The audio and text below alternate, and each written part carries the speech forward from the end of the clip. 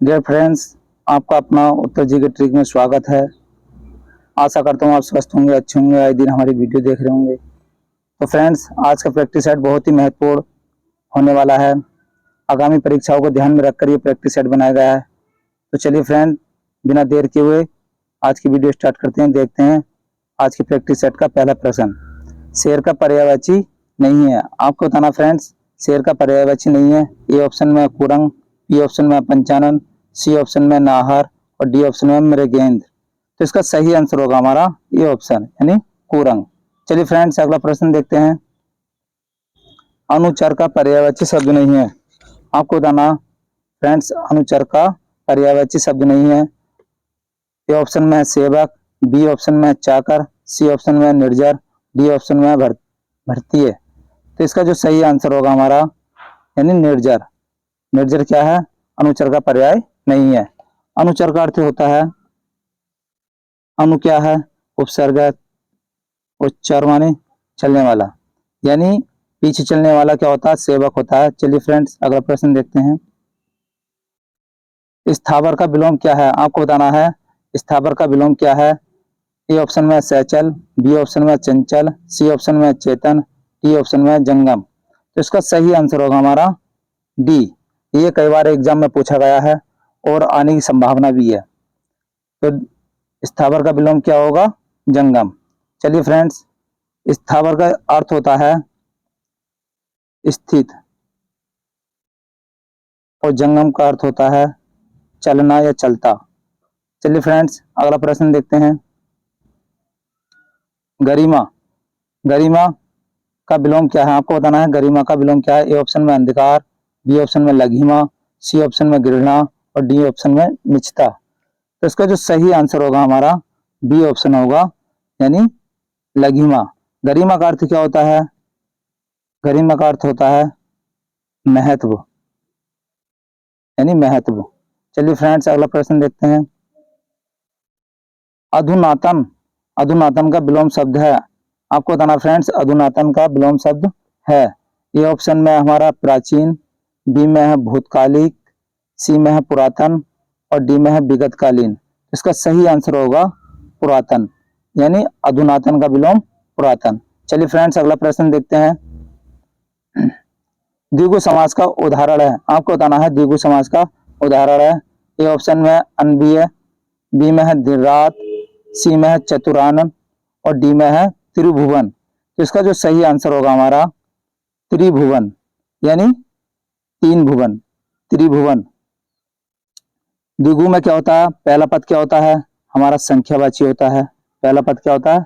संख्यावाची। और बाद वाला क्या होता है? संज्ञा होता है। ठीक है, चलिए फ्रेंड्स, अगला प्रश्न देखते हैं।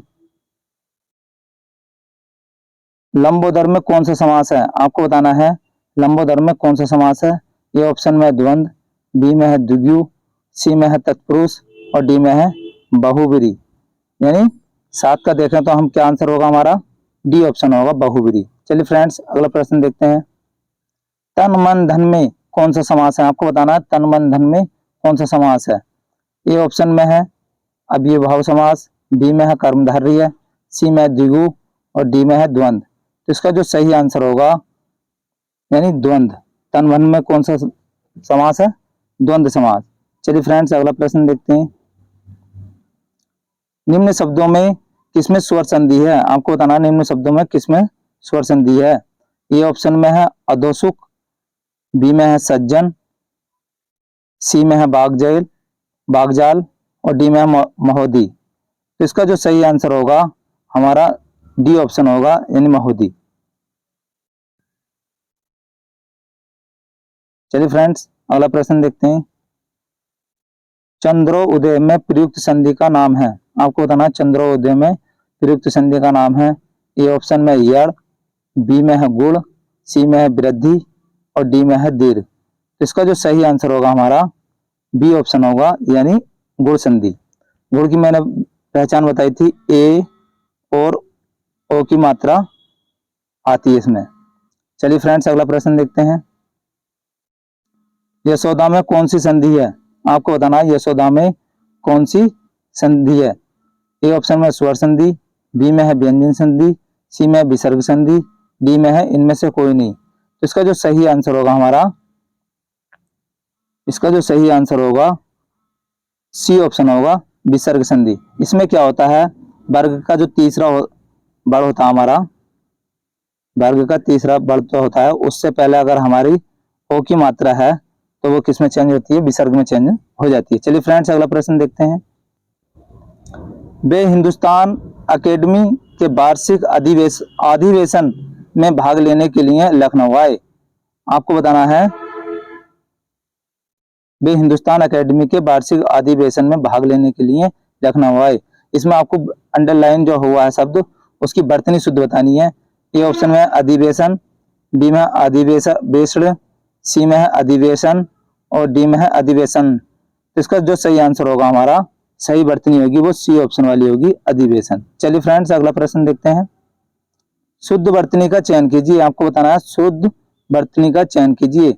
ए ऑप्शन में प्राक कथन, बी में प्रकथन, सी में प्राकथन और डी में प्रकथन। तो इसका जो सही आंसर होगा ए ऑप्शन होगा, प्रकथन। चलिए फ्रेंड्स अगला प्रश्न देखते हैं। विभावरी किस प्रकार का शब्द है?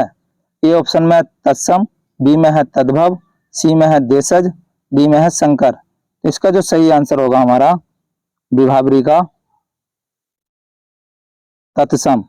विभावरी किसका पर्याय है? रात्रि का पर्याय है। विभावरी तो है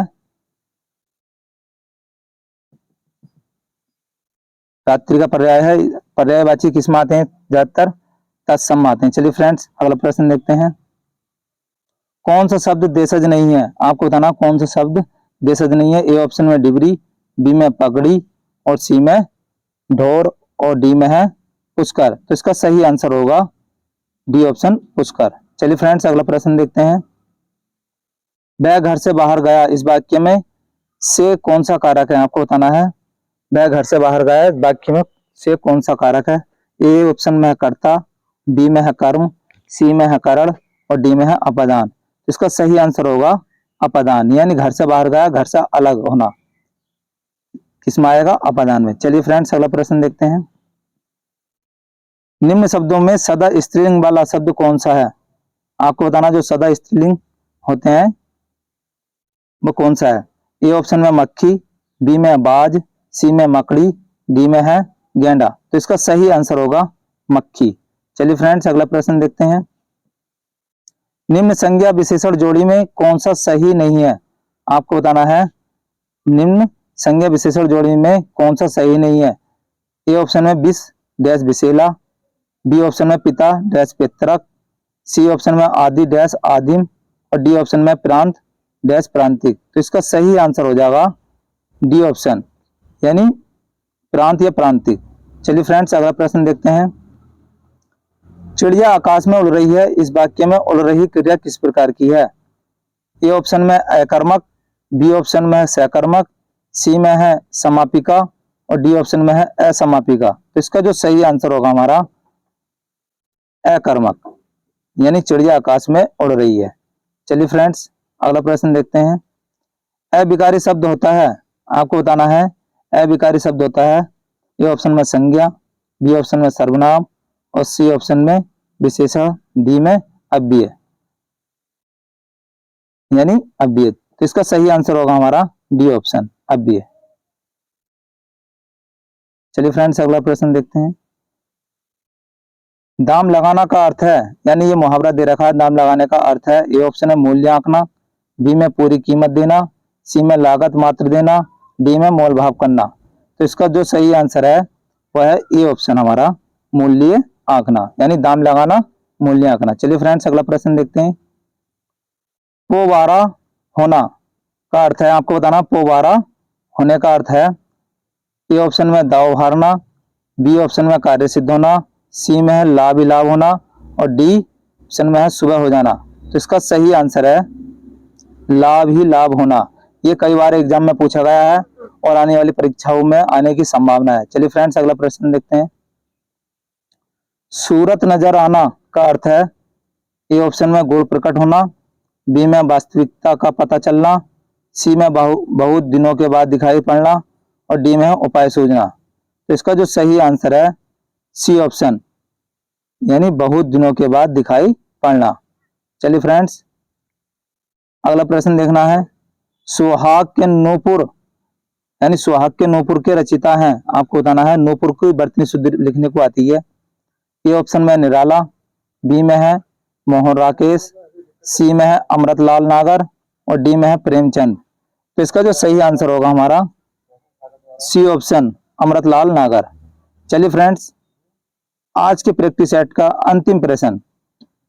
झरना यानी काव्य संग्रह के रचनाकार हैं, आपको बताना है झरना के रचनाकार कौन है।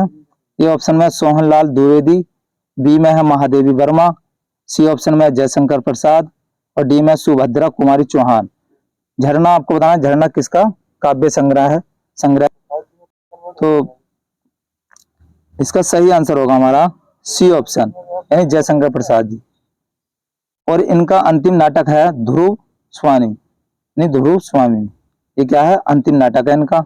चलिए फ्रेंड्स, ये थे आज के प्रैक्टिस सेट के 25 प्रश्न। कैसी लगी वीडियो?